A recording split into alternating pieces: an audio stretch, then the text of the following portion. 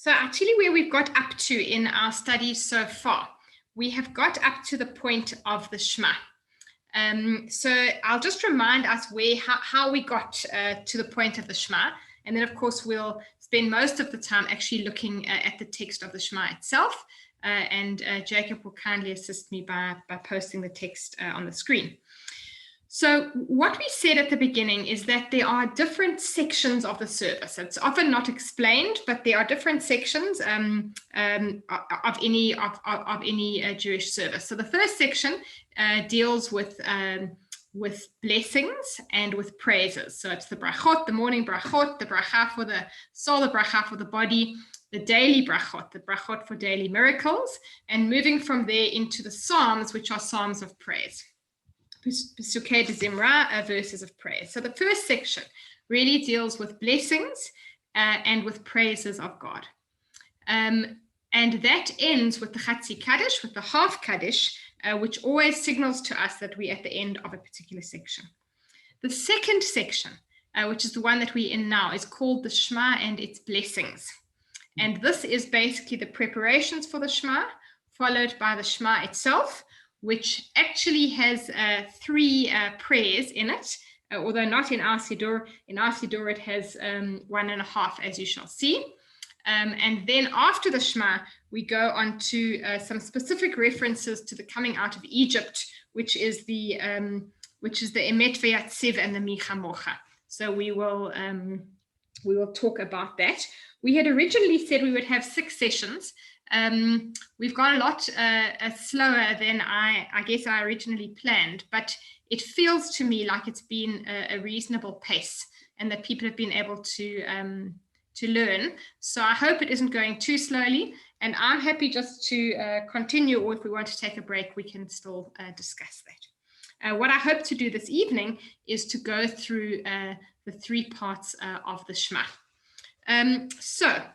The first part of the Shema and its blessings in the morning service is the Yotzer Or. So we go through the Baruch Hu, which we did last week. The Baruch Hu is the call to prayer. In other words, it's where the prayer leader says, okay, we've been praising, we've been singing, we've been blessing. Now it's time to actually address ourselves in a more direct way to God. Baruch Hu et Adonai HaMvorach. I call on you all to praise God now, to whom praise is due. And then we go on to the Yotzer Or, which are a series of meditations on the beauty of the natural world. And that is, I think, a very worthwhile prayer to know and a very wonderful prayer to say in the mornings. The Yotzer Or, which we went through, is then followed by the Ahava Rabbah. The Ahava Rabbah starts with the word Ahava, love, and it talks of God's love for the people of Israel, which led God to give us the Torah. And last week we went through that prayer. It's really just saying thank you to God for having loved us so much that he gave us the Torah and that he taught our ancestors the laws of life through the Torah. And it is those laws of life that we are called upon to not only meditate on, but also to do. And it's that theme of the laws of life, Chukei Chayim, the laws of life, that then lead directly into the Shema. So having said already the Ahava Rabbah, thank you God for having loved us so much to give us the Torah, we now go on to not so much what God has given us, but now onto our obligations. And that is where we start with the Shema itself and the 3 biblical passages that follow it. And Jacob, I'll ask you to just post those passages, to post the Shema now. Thank you. Thank you very much. So you immediately see the format of the Siddur. Of course, it can be done differently in different Siddurim, but the format of the Siddur is such that these 2 lines take up the whole double page spread, the whole page, because they are so central in Jewish life. So the first line of the Shema, which is also a part of the biblical selection that is being made here, is a very clear statement. Shema Yisrael, Adonai Eloheinu, Adonai Echad. Hear Israel. Shema, hear, listen. Shema Yisrael, hear Israel, listen Israel. Adonai Eloheinu, Adonai our God. Adonai Echad, Adonai is one. What does it mean? Well, in the first instance, it simply means, simply and profoundly, I guess, it means, hear Israel, Adonai our God is one, there is only one. So, excuse me. So that means that it is first and foremost a statement of monotheism. And you will understand it in its context that when Judaism emerged, it was in fact the only monotheistic religion. It was the first religion to say there is one God. All other religions at the time that Judaism announced itself, emerged, were polytheistic religions in one form or another. So it was the first religion to say, actually, there's one God. There's one God for everything. Even last week, we dealt with the controversy about the fact that our tradition teaches us that God creates good as well as evil. And that's what is stated also in the Yotzer Or. So we are not a religion which has a different God for different things. You know, there are many such religions where there are multiple gods. Some of those might have been traditionally considered as like idolatrous religions or religions, you know, where gods are made for different things. But some of them are contemporary modern religions. I guess Hinduism comes to mind, where there are gods of different powers or different occasions. And even in our monotheistic contemporary religions, so Islam and Christianity also describe themselves as monotheistic religions, but they don't have quite the same emphasis on the unity of God. And they do have a sort of concession for certain of their leading figures to be seen as deities or as part of the deity. We do no such thing. So for us, there is no figure, no historical figure, no prophet, no element, no segment, no aspect of God that is separate, and there is no other figure that is divine. So, for example, one of the things we are taught about Moshe Rabbeinu, so yes, that's right, Robin, thank you. There's no personification. There's no personification of God, and there's no deification of any other figure. So, for example, prophets. In some other religions, prophets are accorded the sort of status of God. With us, it doesn't happen. So one of the things we taught about Moshe Rabbeinu, Moshe is one of the most important figures. And in this week's Parsha, Ki Tisa, Moses has a most sort of intimate experience, a direct and intimate experience of God, where God talks to him, as the Torah puts it, as a person would talk to their friend.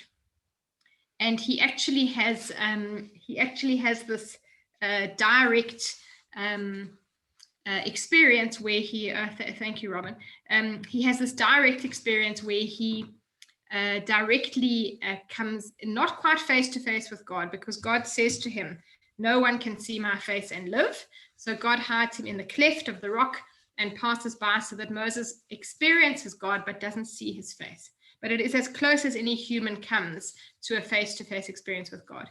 Even Moshe Rabbeinu, and as we are told in our tradition, Mi Moshe ad Moshe en ke Moshe, from Moses, from Moshe Rabbeinu to Moses Maimonides, there is no one else like Moses. So Moses is the pinnacle in some sense. But what happens with Moses? He smashes the tablets, which he does in this week's Parsha. He strikes the rock. He's human. He has anger. He has frustration. He is absolutely human. God says to him at the end, you don't merit entry into the land of Israel. Does he become a part of God? Absolutely not. Is he a son or an element or anything else, absolutely not. So we have no personification of God. We do not believe that God came down as any human being. We do not believe that the sun or the moon are God. We do not believe that any creature is God, other than in the sense that all creatures contain God. But we do not personify God, and neither do we deify any human being or anything else other than God. We do, I suppose the furthest we get is to allow for different manifestations of God. So, for example, we have the concept of the Shekhinah. The Shekhinah is an expression of God. It is God, but the Shekhinah is known as the feminine manifestation of God, because God, of course, has no gender. So the Shema is first and foremost a statement of monotheism. Yes, that's right, Hilda. Thank you. So pantheism, that's a useful point. So monotheism says that there is a single God. There is only one monotheistic, only one God, and God is a unification. Adonai Echad. God is a single unity. There is no splitting of God. And that on the face of it is what the Shema is about. Of course, there are other and deeper meanings. There's a long Kabbalistic interpretation of the Shema, which we won't go into here today, but we could perhaps another time. And there is also the point, which I guess is also related to a sort of pantheistic type idea, which is that once there is only one God, then it is also clear that there is only one human race. So if there are no multiple gods, then there can be no claim of a better God, a worse God. We have a relationship with a better God or something of that. That humanity also is one. So that is what we say when we say the Shema. What is the second part? Baruch Shem Kavod Malchuto Leolam Va'ed. So this particular line is the only one in the whole Shema that is not drawn. It's not drawn from the Tanakh. It's not a biblical reference. It is in fact a simple response. So it's in the tradition of call and response, which is a big tradition in Judaism. We saw it in Baruch Hu et Adonai Hamvorach. That's the call. The answer is Baruch Adonai Hamvorach Leolam Va'ed. So here it's similar. And this, in fact, is the response that was used in temple times. That when the priest in the high temple called upon the congregation to praise God, the congregation would say, Baruch Shem Kavod Malchuto Leolam Va'ed. Blessed is the name of God's kingdom, of God's glorious and honorable kingdom, Leolam Va'ed, forever and ever. And it is in fact the tradition to recite the Baruch Hu silently. So in many shuls, the Shema is said aloud and the Baruch Hu is said silently. In the Reform tradition, we say both aloud. But you'll hear if you go to many shuls, everybody will recite the Shema together, and then everybody will recite the Baruch Hu under their breath. You may have experienced that.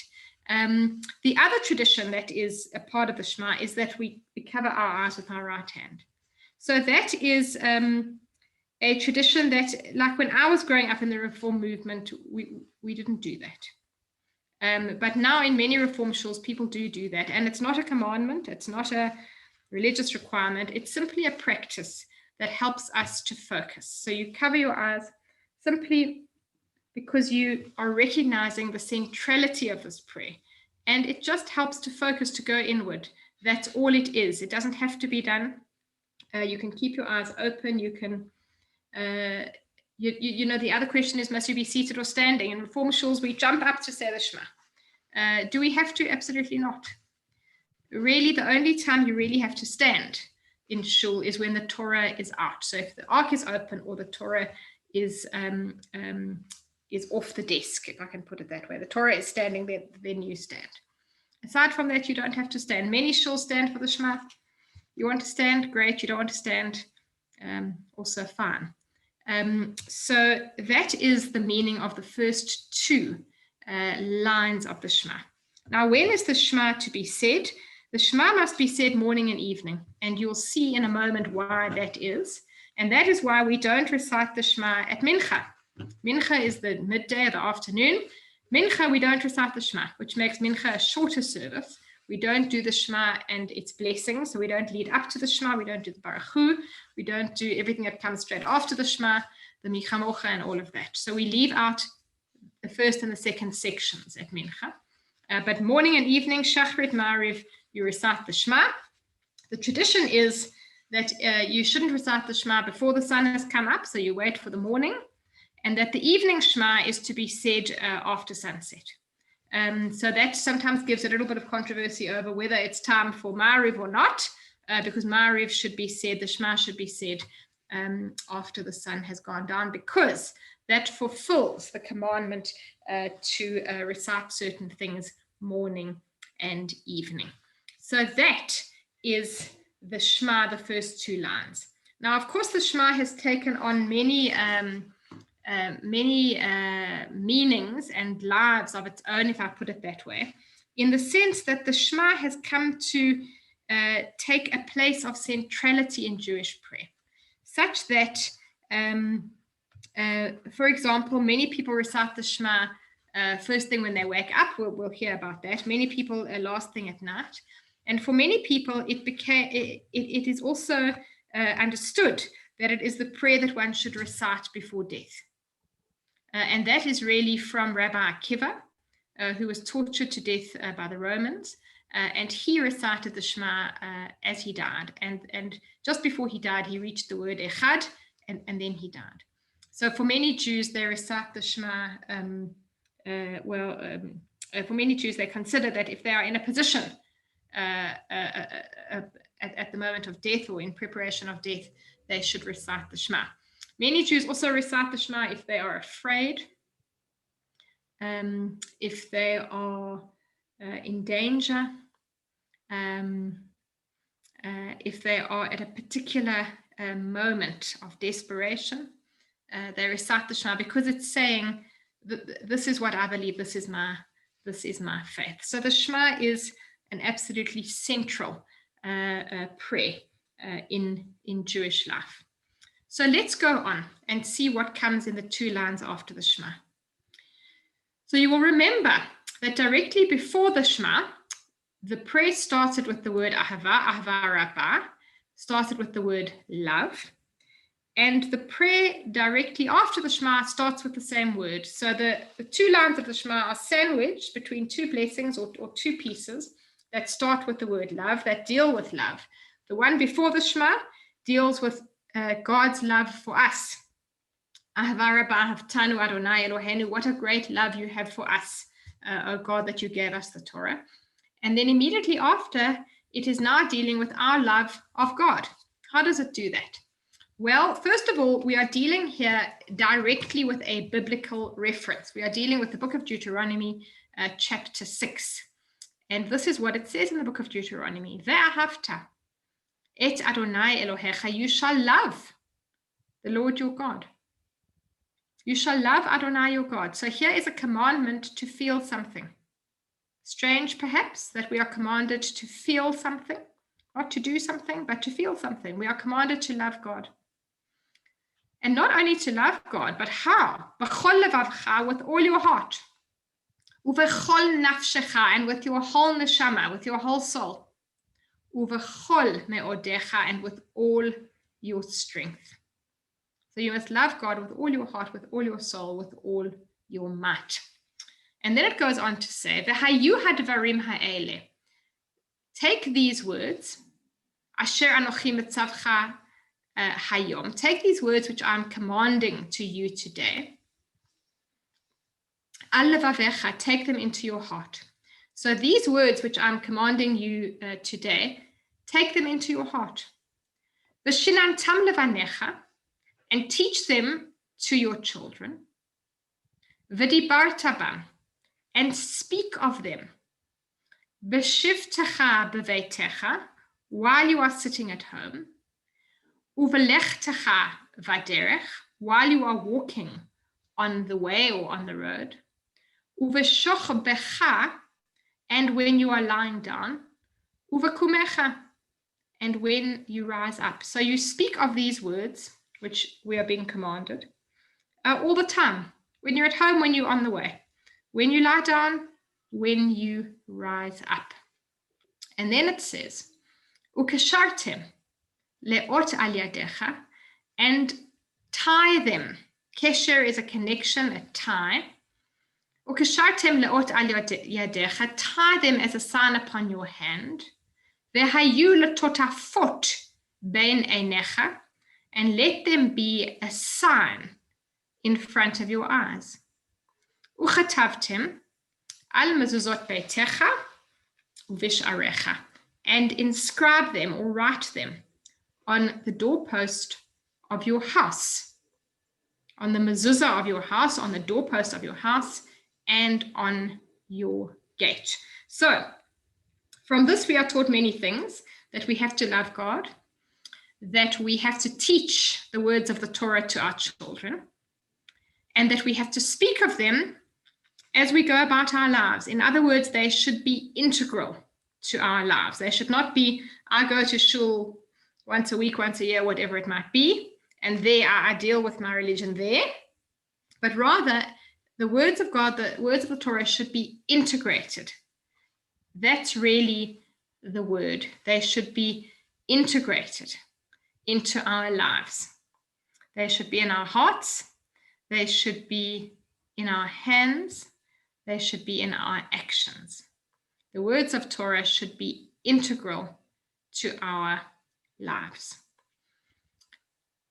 Now, when the rabbis read this paragraph, they said, well, we are being commanded to do certain things here. They did not take this simply to be a kind of a broad idea about integration or a metaphoric idea, but rather they took this to be a set of specific commandments. So first of all, they said that it tells us here that we should speak of these words all of the time. And because of that, and particularly it says when you lie down and when you rise up, that's why we say the Shema twice a day, because it says here that you should speak about these things. So when you lie down at night, when you rise up in the morning, that is why the Shema must be said morning and evening. That's the interpretation of the rabbis, twice a day. They go on, the rabbis, to say there are other things that we are being told to do here that are specific. First of all, we are being told to take these words, which we are commanded today, and to tie them. To tie them as a sign upon our hands.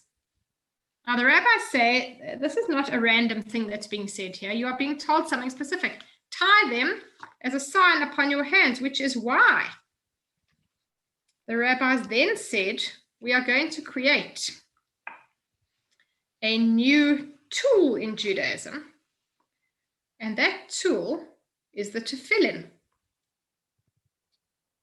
And the tefillin, it's a little box, you can see it here in front of me. It's a little box. Inside the box is a scroll. What's written on the scroll? This paragraph. So you take these words, which I command you this day, and you tie them as a sign upon your hand. How do you do it? Well, you create ties, which are made of leather. See them here? So you create the box. Okay, you can't see it. Okay, so can you see my picture, Hilda?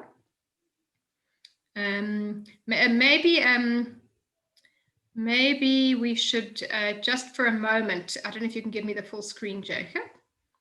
Just for a moment, just so that I can demonstrate the tefillin, or just show them. I won't demonstrate them today. But if you can see my picture, Hilda, and everybody else, you'll see that I'm holding a set of tefillin. It's a little box. It's a little box. Inside the box is the scroll. The box is literally tied to a set of, to some leather ties. So here are pieces of leather, and there is a space here that you put your arm through.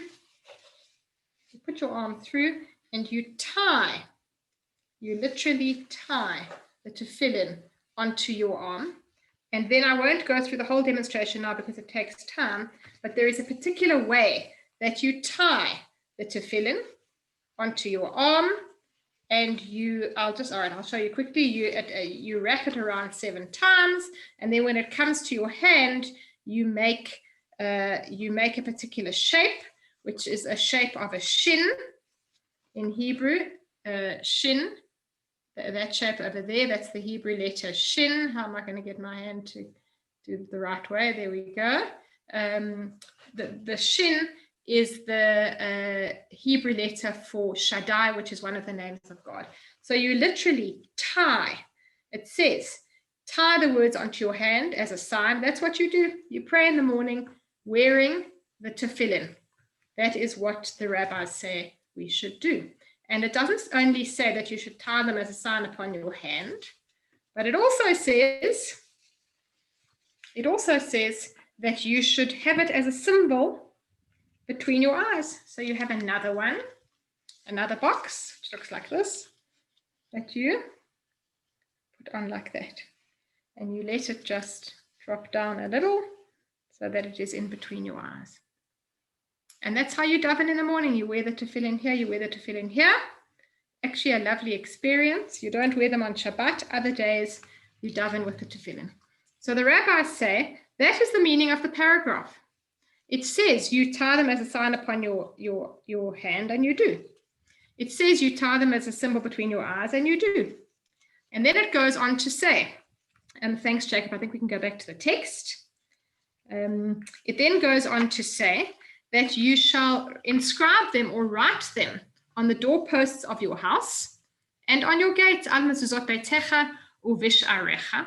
You shall write them on the doorposts of your house. What is that? That's the mezuzah. So in every Jewish home, at the doorpost, in some homes on every door, you will find a mezuzah. What's a mezuzah? It's a little box. Inside the box is a scroll. What's on the scroll? This paragraph. You take these words which I command you this day, you put them on your heart. And by the way, the reason you put it onto your left arm is because your left arm sits next to your heart. So you are fulfilling the commandment not only to tie it as a sign upon your hand, but also to take it into your heart, literally, in front of your eyes, doorpost of your house, and on your gates. From here we get the mitzvah of tefillin and the mitzvah of mezuzah, as well as the obligation to recite the Shema twice a day, just from this little paragraph. Now, the Reform movement came along, and the Reform movement in general was trying to modernize Judaism, and they also wanted to try and make Judaism appear less medieval, less strange, more able to fit in with kind of modern life. So they had, some reservation. They had the chills, I guess, about things like the tefillin, because they said, it's so strange, it's so medieval, you put it on your head, it's too literal. They said it's too literal. The Torah didn't mean that you tie it on your head. The Torah meant it should be a sign between your eyes. In other words, that as you go about your life, what should you see in front of your eyes? You should see the commandments.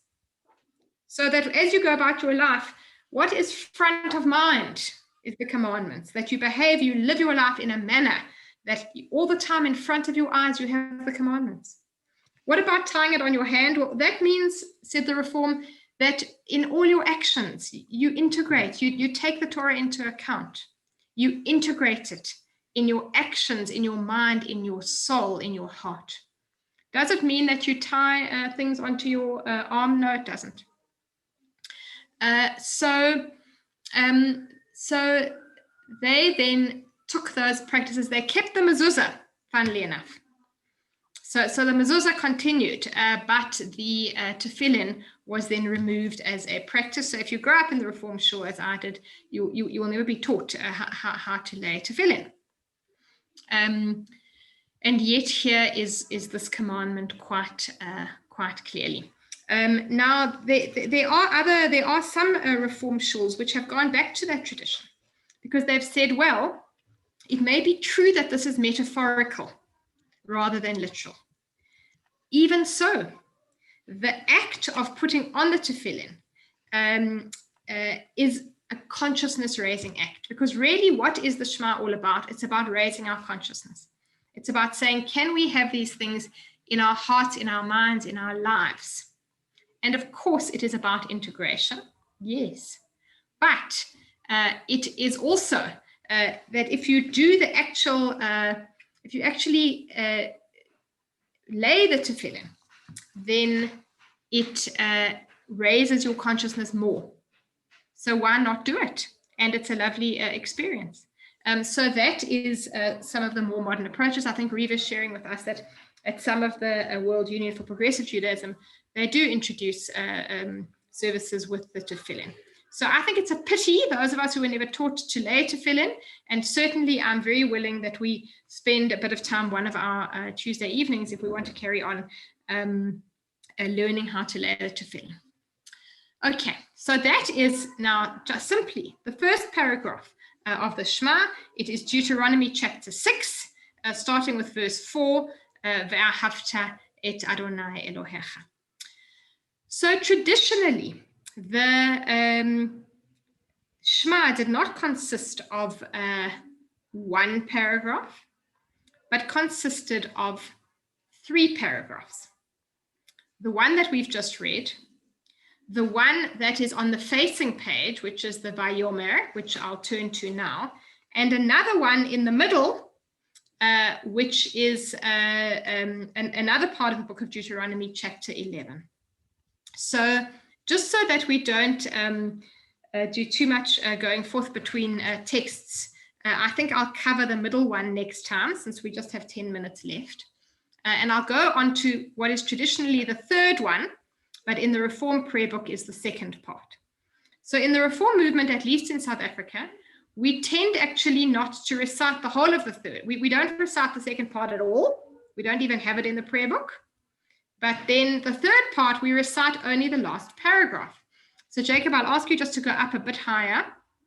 Thank you. So the third part, which is taken from the book of Numbers, starts here with Vayomer Adonai el Moshe Lemor. But our practice in the Reform Shul is we ignore that. Have you ever heard that said? Vayomer Adonai el Moshe Lemor daber el bnei Yisrael v'amarta alehem. Never. What do we go straight on to? למען תזכרו ועשיתם את כל מצוותיי והייתם קדושים לאלוהיכם אני אדוני אלוהיכם אשר הוצאתי אתכם מארץ מצרים.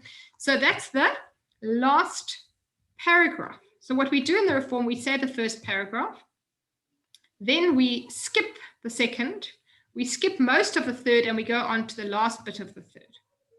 So let's just see firstly what we are doing. So the third one actually starts up here. Vayomer Adonai el Moshe Lemor. Daber el bnei Yisrael va'amarta alehem asu lahem tzitzit. So what is this saying? Vayomer Adonai Moshe Lemor, God spoke to Moses saying, Daber el bnei Yisrael, talk to the people of Israel, va'amarta alehem, and say to them, asu lahem tzitzit means tell them to make themselves tzitzit. What are tzitzit? Fringes. Fringes. So what is the prayer saying? Tell the people of Israel, this is directly from the Torah, to make themselves fringes. Asu lahem tzitzit, make themselves fringes. Al kanfei bigdeihem ledorotam, on the edges of their clothes forever. V'natanu al tzitzita kanaf patil techelet, and they should also put a little bit of blue. They should include the color blue with their fringes. Now, why are we doing this? According to the text, V'haya lachem letzitzit, uritem oto, and they shall have these fringes, and they will see them, uzachartem et kol mitzvot Adonai, and they will remember all the mitzvot of God, va'asitem otam, and they will do them. What are the fringes there for? To remind us. Simple. Consciousness raising. We humans, we forget, we go about our lives, we forget. What's going to help us to remember? Well, we had the tefillin on in the morning, so we remembered there. We went through the door. There was the mezuzah. We go about our daily life, and we should wear fringes on our clothes. So when you see very Orthodox people,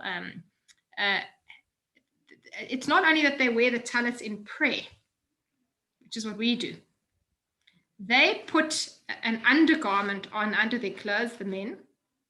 They put a kind of a vest, and hanging onto the vest are fringes, and the fringes stick out of their clothes. I'm sure you've seen. Why? Because you've got to see them. You must see the fringes, not only when you're praying, but you must see the fringes, and these fringes must remind you. They must remind you to do the mitzvot. And it goes on to say, and you will not simply follow the desires of your hearts, which is what you are predisposed to do. So when you see the fringes, you'll remember it's not just that you should do what the first thing that comes to mind or the first thing that you want or follow only your desires, but rather you should mediate whatever it is that your heart tells you. You should mediate by seeing the fringes and reminding you about the words of God. And then it goes on in the same vein, this last paragraph, so that you should remember and do all my commandments. And be holy to God. Ani Adonai Elohechem, I am the Lord your God. Asher hotzeti etchem me'eretz Mitzrayim, who took you out of Egypt. Why did I take you out of Egypt? Lihiyot lachem le'Elohim, in order to be your God. Ani Adonai Elohechem, I am Adonai, your God. So this whole paragraph, the top of the page, the bottom of the page, is all saying the same thing, which is that you need things to remind you about the mitzvot and about integrating the words of Torah into your life. How are you going to do that? You're going to do it through the mezuzah, through the tefillin, through the tzitzit. And those things together are going to raise your consciousness, help you to integrate the words of Torah and keep them top of mind, in front of your eyes, in your actions, in your heart, throughout your life. Well, the Reform movement said, well, we don't need fringes and we don't need tefillin to remember. We can keep these things in our hearts, and it is sufficient to do so. Others say, Orthodox say men require these things to keep the mitzvot in their minds. Women apparently don't require such reminders, but men require such reminders. So that is the origin of the tefillin and the tzitzit and the mezuzah. And that is the format of the Shema. Now, I'll just perhaps say one last thing.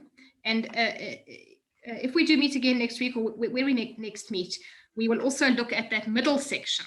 The middle section is really, it's from the book of Numbers, and really what it's doing is it's setting out the consequences of either obeying or disobeying God. It's a very punitive take on Jewish life, which is why the Reform leave it out. It's basically saying, if you listen to God and observe his commandments, everything will go well with you. The rain will come in its time. The crops will grow. Everything will be all right. If you don't listen to God's commandments, everything will go wrong. That's really the meaning of it. And it kind of is sort of punitive, and if taken literally, perhaps a bit simplistic. But anyway, it is taken from the Torah. So we'll talk about that next week, just that we run through it and people are familiar with it. The last thing I'd like to say about the Shema is that the rabbis in the Talmud accorded to the Shema also a certain declaration by the person who says the Shema. They said that when you say the Shema, in particular the first two lines, you take upon yourself what they call Kabbalat Malchut Shamayim. That by reciting the Shema, you take upon yourself the yoke of the kingdom of heaven. You take upon yourself you agree You enter into a contract. You agree to carry out God's commandments. So for the Talmudic rabbis, there's also an element of a contract or an element of a statement by the person who recites the Shema. Not simply that we recognize God to be one, but that we recognize God to be our God, and we take upon ourselves the responsibility of Jewish life. So in reciting the Shema, it is also about entering into a certain agreement with God and perhaps with the people around us. So that is the origin of the Shema. The first line itself, the first paragraph, our Haftarah, the third paragraph, which is the tzitzit, and the one in between we will have to do another day. I guess time is pretty much up. I am very happy to remain online and to discuss and answer questions and ask questions and learn together. But I'll hand over now to Riva. Actually, I don't know if my watch is right or wrong, but it looks like we still have 5 minutes. So let's open up for questions or comments before I say anything. If anyone would like to say anything. Can I ask you something, please? Please. The first thing is, just practically speaking, I don't see where that middle section is, the punitive section. Yes, I don't know where that is. it's not in the Reform Siddur. Oh, I see. Okay. They leave it out altogether. Now, the second question I'd like to ask you, why on earth, if you look at the Claremont Shul, you know, go there, I used to go there sometimes. If you look at when they send every week, they show you for the day of what's the name, a time for absolutely everything. And they always say, last time to say Shema, 10:26, or it's 10:13, or is it last time to say Shema? Why is there a last time to say Shema? Why can't I say it at 10:30 if I want to? Or at 11 o'clock if I want to? What does it mean last time? I'm thinking of asking the rabbi why it's the last time. I find it so weird. Hilda, please do. I would also like to know the answer to that question. I don't know the answer to that question. What I do know is that the origin of saying Shema in the morning and evening is that prayer itself, when you rise, when you lie down and when you rise up. And also that we are kind of obliged, that there's an obligation upon us through that to say the Shema twice in the day, in the morning and at night. Also, I'm going to ask you. Please do. Why it should be within a particular time.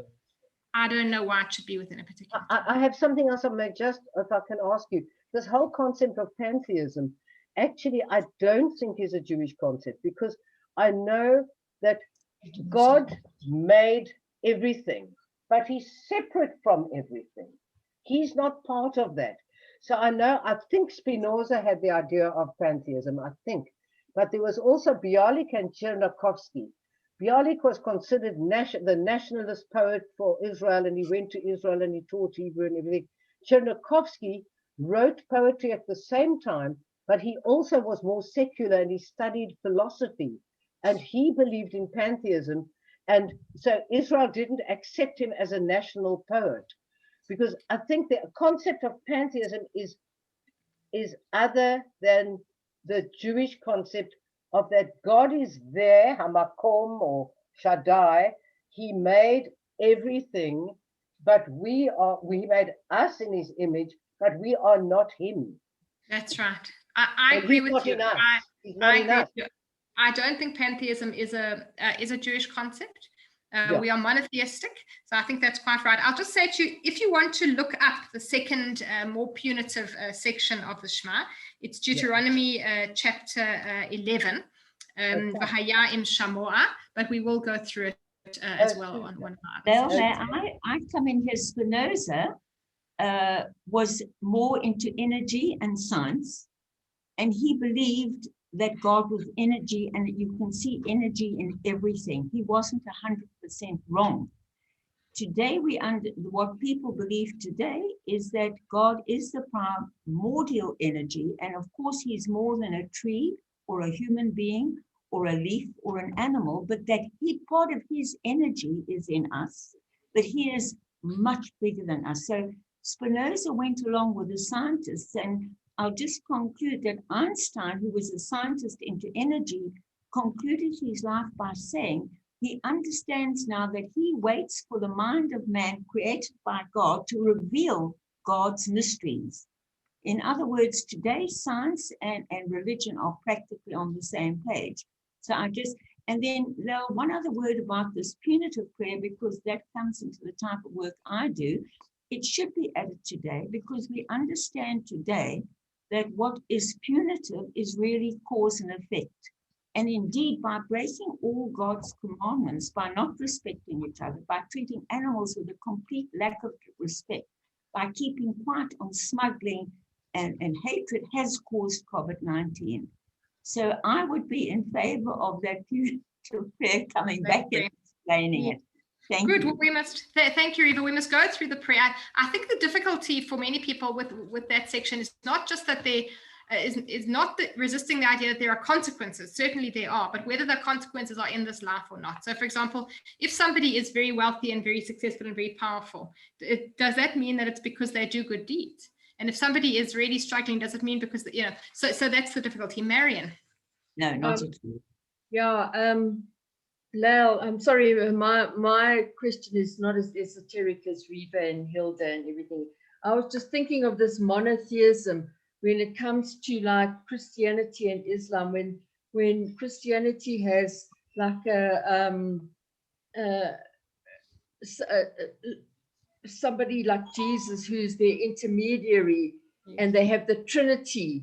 That's right. And Islam has Muhammad. I mean, is that monotheism if they have all these 2 or 3 people that they are worshiping? I mean, so maybe I should, No, I think that's a very valid question. I mean, maybe I can just say that since I'm not an adherent of either one of those religions, I don't want to sort of speak for them, and I don't want to sort of be disrespectful to them in any way. But in Judaism, we are distinct from that. There is no, as Robin put it earlier, there's no personification. So there's no person that ever walked on this earth that we say was a manifestation of God, other than to the extent that we all are. So nobody, not Moshe Rabbeinu, not Avraham Avinu, nobody. You can't say that Christianity and Islam is monotheistic because it's not, as far as I. Yeah, I mean, I don't know. Yuval Noah Harari on this. He also puts it in historical context. He argues, Harari argues that, for example, the saints in Catholicism, the saints were kind of compromised with some of the earlier strains, which were polytheistic. So the saints almost have a kind of a divinity in them. But as I say, I'm not Christian and I'm not Muslim, so I don't want to sort of... May I butt in, please? Yes, As please. far as I'm concerned, although Christians say that they are monotheistic, they are not. As far as Islam is concerned, I think they are, because they go on and on and on about God is one, God is one. Now, I was in Casablanca years ago in Morocco, and they pointed out a mosque, and it had a spire on it, and it had a whole lot of balls on it. They got bigger and smaller and smaller and smaller and smaller, and those represented the prophets. So the biggest one was the most important prophet, and the smallest, it included Moses and Jesus and God knows what, and then the smallest one was the least important prophet. But always, if you listen in on the radio to any Islam program, they always speak of God as is one. The fact that they kill each other because there's a Muhammad and his nephew or something, and they differ on that, I don't know what that's all about. But I think they are monotheistic, in my opinion. So somebody Christianity Can I just add something, please, Mel? Yes. Okay, so I just want to tell Marion that I grew up in a convent boarding school, and I'm very aware of the fact that they used to pray to various saints and also to Jesus and to Mary. And they used to tell us, the nuns used to tell us that that is because you're on a lower level and that you have to use them because you're not yet on a level that you can pray directly to God. That was what I learned from Catholicism. So and that's right. So we don't really have intermediaries in Judaism. We have a much more sort of direct relationship with God, and we don't personify God, and we don't deify human beings. So that's really, I mean, somebody has just posted the question, what about Mashiach? So even Mashiach, I mean, and there's certainly a debate to be had about whether Mashiach is an era or whether Mashiach is a figure, an individual. But even in the idea that Mashiach is an individual that will emerge, Mashiach is not God and is not part of God and is not, the most you can say is that Mashiach will be a messenger of God or a signal rather than a God. Yeah.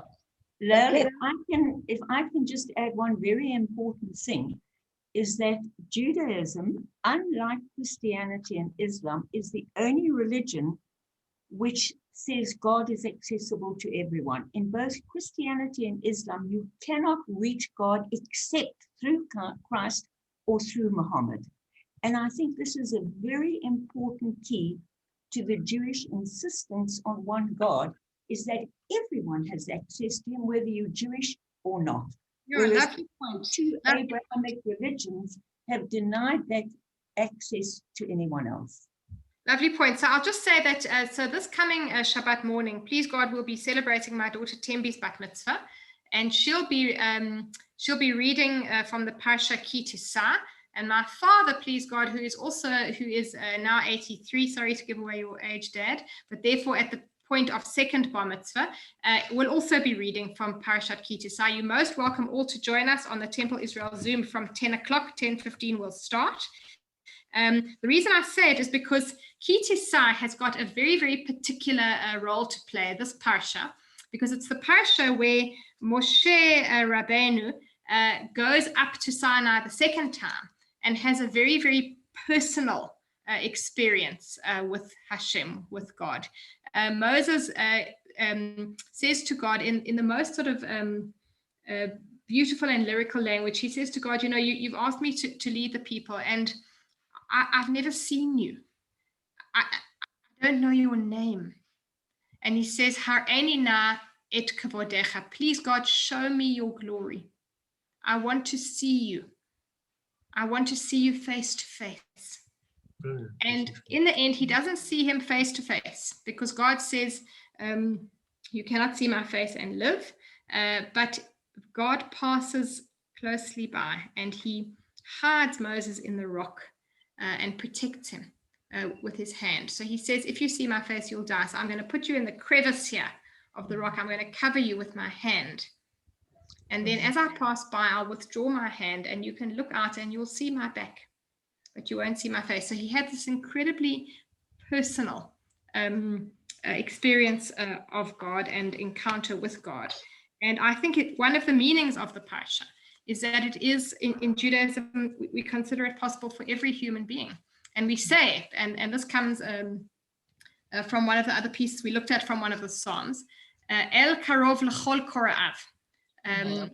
El Karov L'chol Kora'av, God who is close to all of those who reach out to him. So God is close to anybody who is trying to be close to him. Kol Kora'av refers to those who are reaching out for him, those who are trying to be close to him. If you are trying to be close to God, God will be close to you. So we have in our Jewish faith a very direct idea of access to God, that God is one, that we don't require an intermediary, and that each one of us is worthy of a direct and personal relationship with God, just as Moses had. Just one other thing I'd like to say, Lael, is that I grew up in Kensington. I was born in 1950, and I was named in Temple Israel. And we grew up with Rabbi Super, and we were like, I don't know, we were like our neighbors. We were very orthodox, apart from the fact that the men and women sat together. And we always were taught that the Messiah, Moshiach, would come and that the second temple will be built. And now I'm sort of reading things that Reform Jews don't believe that a Messiah will come, that it'll be a messianic age, and that we don't believe in the building of a new temple.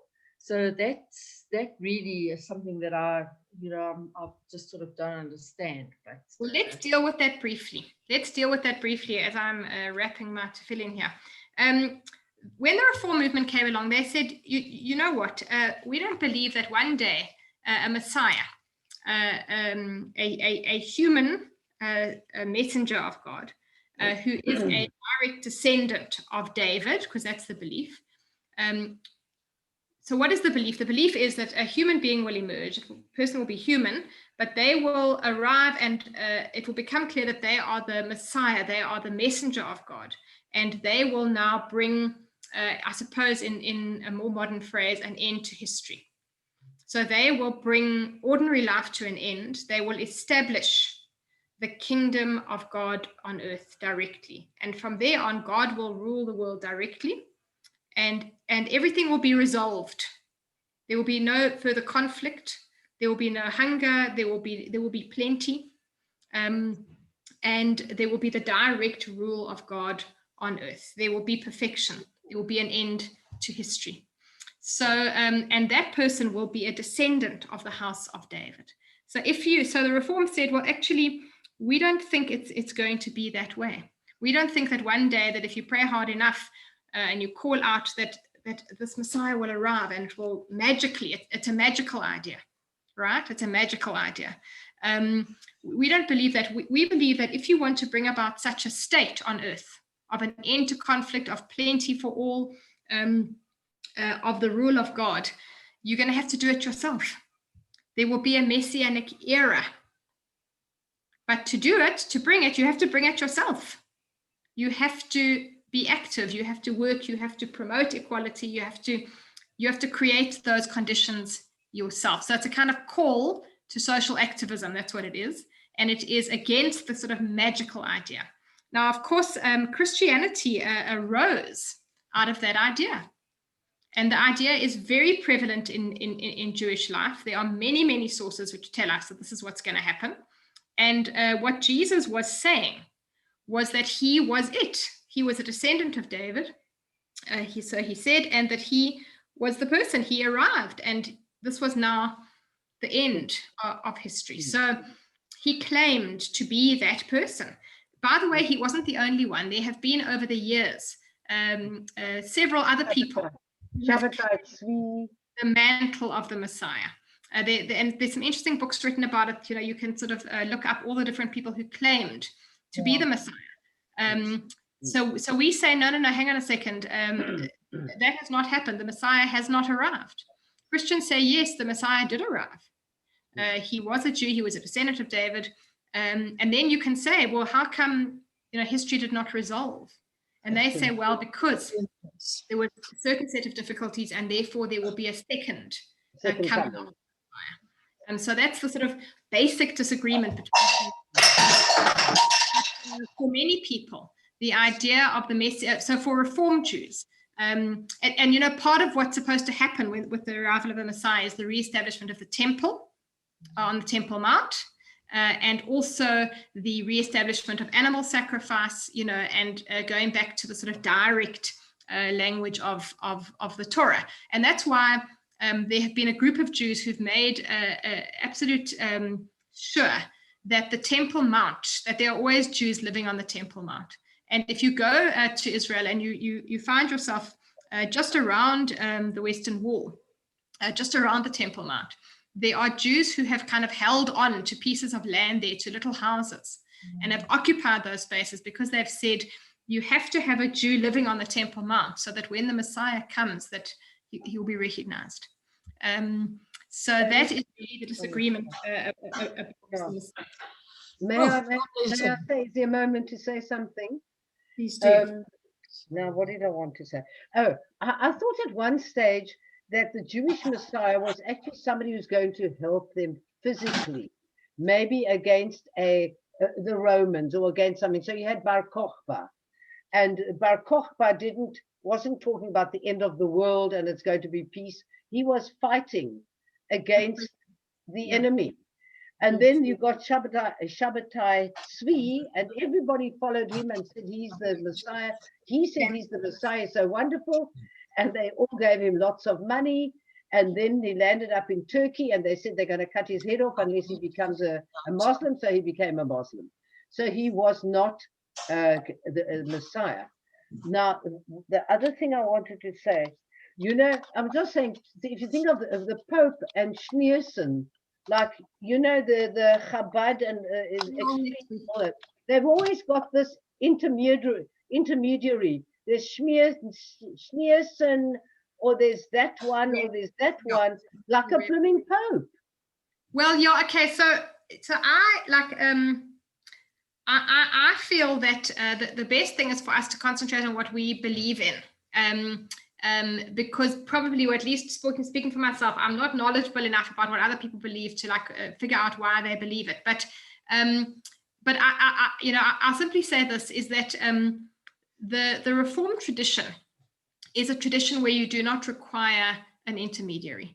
There can be great teachers, there can be enlightened people, there can be great souls, and those people don't necessarily have to even be rabbis. But you do not require an intermediary to come close to God. And of course, there are somewhat different traditions, but it's true. There have been people who've claimed to be the Messiah. And of course, it's not only in Jewish life. There's a very interesting, fascinating book about a particular figure who arose in the Xhosa culture at a time of tremendous stress and strain. A young woman called Nonkawusa, who prophesied a sort of a millenarian prophecy, who prophesied the kind of end of the difficulties facing the Xhosa people, and in particular the difficulties brought about by the invasion of white colonists. And she had a prophecy, and she said that what a nation needed to do was to kill all of their cattle. And that if they did that, then the sun would not set that day, and the white people would disappear, and the traditional African gods would take over sort of direct rule of the earth. And because of the terrible stress that the community was under because of colonization, and also because of a famine, the elders decided to follow what Nonkawusa had said. And they did, in fact, destroy all of their cattle. And then, of course, the sun did set. And there's a beautiful book written about this episode. So it's often at times of stress and difficulty that people come to believe that there will be a sort of miraculous and magical end through the intervention of divine forces. Yes.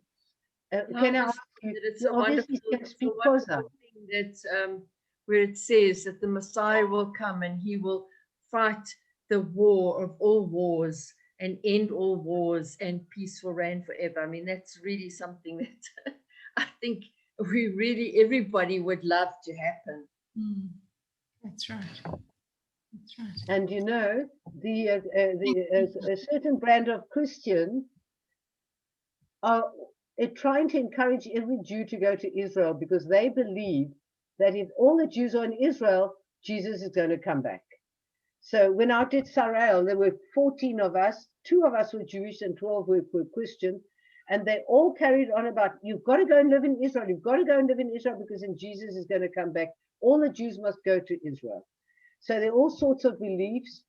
And I notice you can speak Xhosa, I take it, the way you did your click. But how do you do a click like that? No, I can pronounce isiXhosa and isiZulu. I've got a very, very little bit of isiZulu, but not much. Oh, okay. Anyway, well, you've got more than most of us. I would love to learn. I would love to learn more. So listen, I think we should carry on with the Tuesday nights. There seems to be general support. I know that Reva was a bit anxious about, people either feeling obliged, or there's also data. Data is quite a burden if you don't have Wi-Fi, if you're not in a Wi-Fi spot or whatever.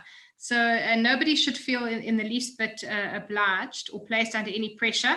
But I would love to continue just doing these sessions, and we just carry on with the prayer book and learn as much as we can. Lovely. Thank you. Thank you, Peter. Thank you. Lots of love, everybody. Thanks, Tune Val. in if you'd like very to. much. Otherwise, thank you so much. And we'll see you again for Havdalah Saturday evening, I think, or otherwise next Tuesday. Lots of love. And thanks for all the Thank you inputs. very much. Thank you. Thank you. Bye-bye. Bye-bye. Night, everybody.